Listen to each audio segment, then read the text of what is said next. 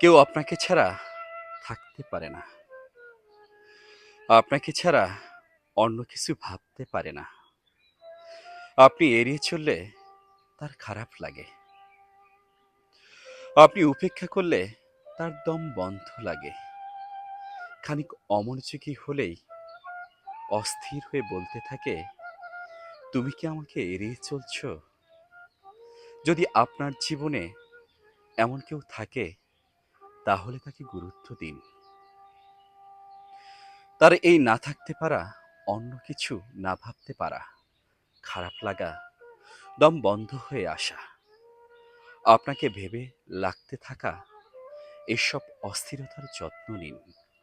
কারণ এখনকার দুনিয়ায় মানুষের জন্য মানুষের খারাপ লাগে না। সুতরাং আপনার প্রতি যদি কারো এমন অকৃত্রিম অস্থিরতা থাকে, সেটাকে বাঁচিয়ে রাখুন।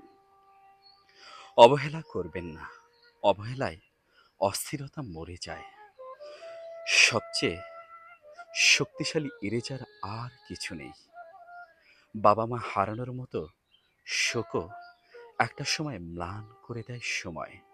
সুতরাং যে মানুষটা আজ আপনার জন্য অস্থিরতা প্রকাশ করছে, যত্ন না নিলে কিংবা ক্রমাগত অবহেলা করতে থাকলে একটা সময় সময়ের ইরেজারই এমন টান মুছে যাবে। উপেক্ষিত হতে হতে অপেক্ষার আগ্রহ হারিয়ে যাবে। আপনাকে ছাড়া না থাকতে পারা সেই মানুষটা একটা সময় দিব্যি একা থাকতে শিখে যাবে। আপনারা শুনছেন মনে পড়ে মন পোড়ালে, লেখক সালমান হাবিব। অসংখ্য ধন্যবাদ সকলকে।